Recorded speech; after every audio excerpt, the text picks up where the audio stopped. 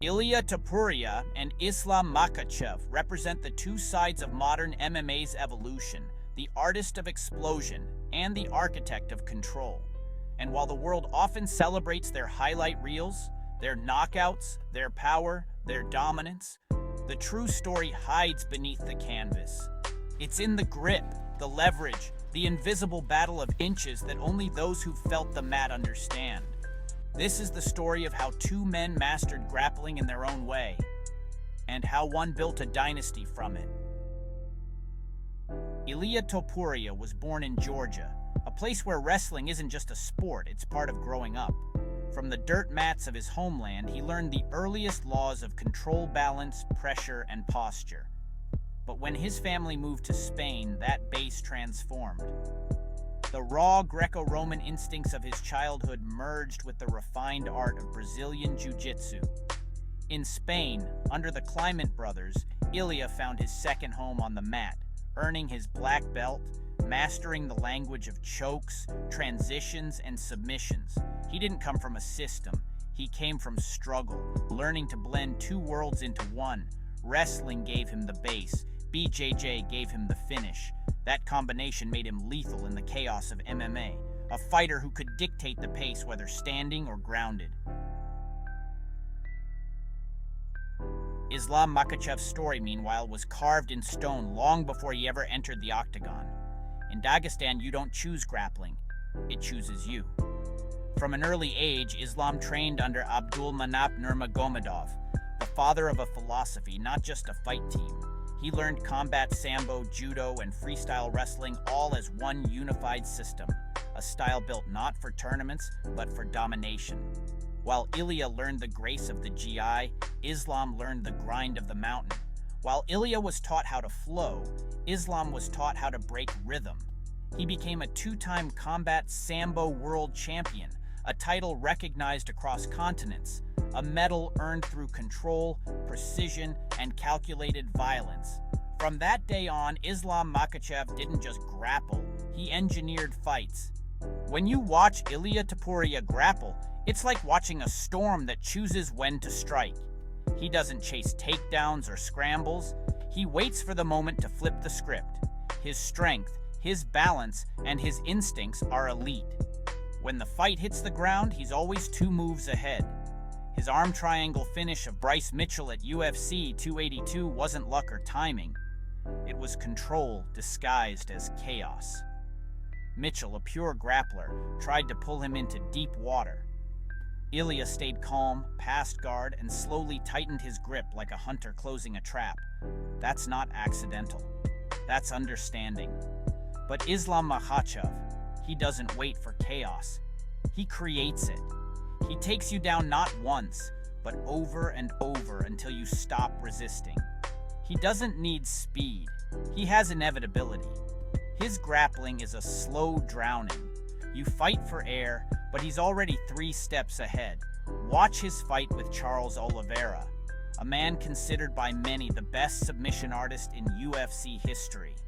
Islam didn't fear his guard. He passed through it like it was a formality. He mounted, he transitioned, and when the choke came, it wasn't a scramble. It was destiny. Where Ilia uses his grappling to end chaos, Islam uses it to erase hope. Topuria's grappling carries the soul of Brazilian Jiu-Jitsu. It's fast, explosive, reactive. It thrives in scrambles, moments where control slips and instinct takes over. 8 of his 17 wins have come by submission. Rear naked choke, guillotine, anaconda. He has all the tools and he uses them like weapons. His BJJ black belt isn't just a title. It's proof of years spent mastering the art of the finish. Makhachev's grappling is different. It's not about the finish. It's about domination. He doesn't rush for submissions. He builds the position first. His combat sambo background teaches one truth: control first, damage second, submit last. That's why his opponents look like they're drowning slowly. Not because they're weak, but because they can't move. Every man Islam's taken down eventually breaks not from pain, but from pressure. In MMA, both types of grappling matter. One wins by explosion, the other by suffocation. But in the long war of championships, control lasts longer than chaos. One has gym-level mastery, the other has world-level gold. Both are champions, but in the domain of grappling achievements, there's a clear hierarchy. Ilia's black belt represents technique. Islam's world titles represent dominance on a global competitive stage.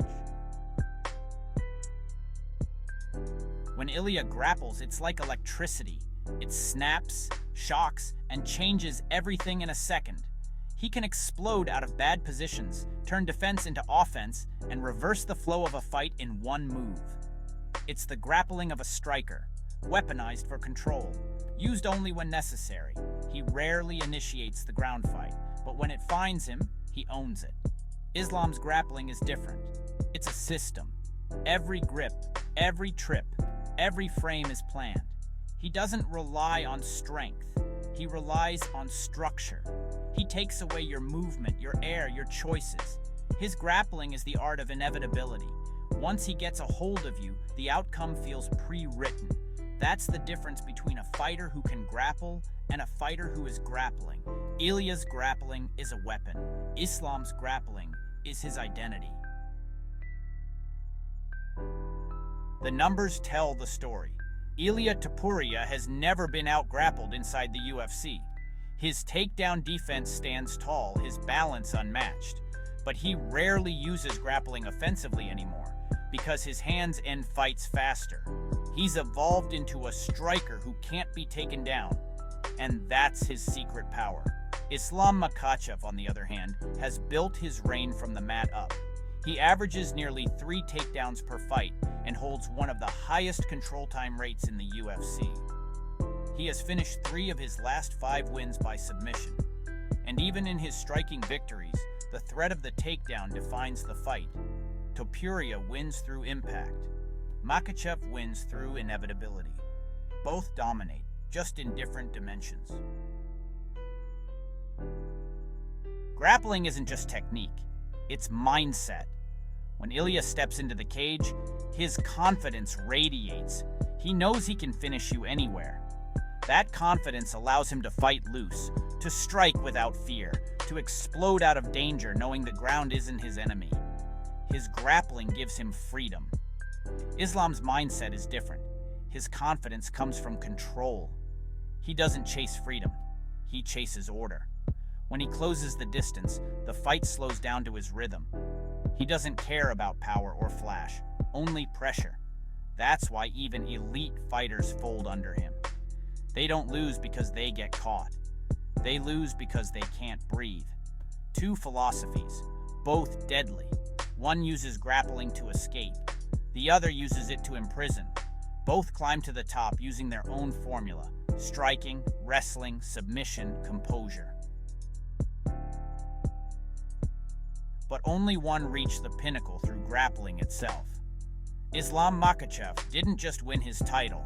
He submitted Charles Oliveira, the most decorated submission artist in UFC history. That night, the mountain met the mat, and Islam proved that control beats chaos.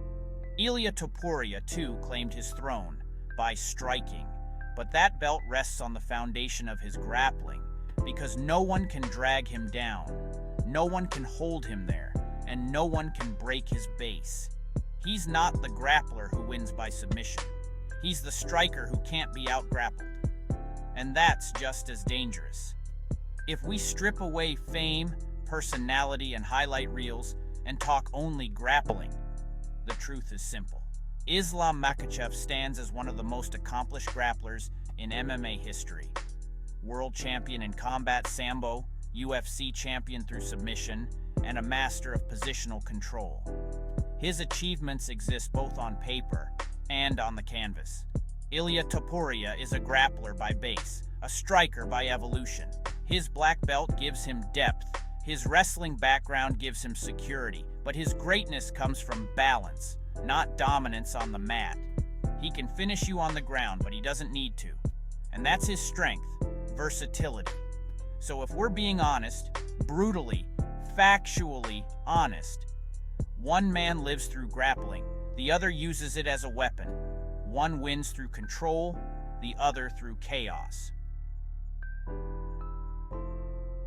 In 10 years, when fans look back, they'll see two very different empires. Islam Makhachev, the heir of Dagestan's mountain discipline, the man who made grappling cool again in an era of strikers. Ilia Topuria, the hybrid fighter, the modern prototype who proved that you can strike like a sniper and still choke out a black belt. Both are champions, both are elite, but only one can say, "My hands took gold through grappling." For Islam Makhachev, the mat isn't a phase, it's the foundation. For Ilia Topuria, it's a safety net and a weapon of last resort. One builds empires from the ground up, the other conquers from the air down. Different paths, different truths, but both unstoppable. In the end, grappling isn't just about who can take who down. It's about who can keep their will intact when gravity takes over.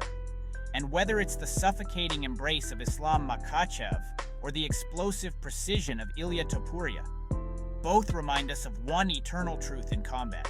Control isn't always about holding someone down. Sometimes control is knowing you can, and choosing not to.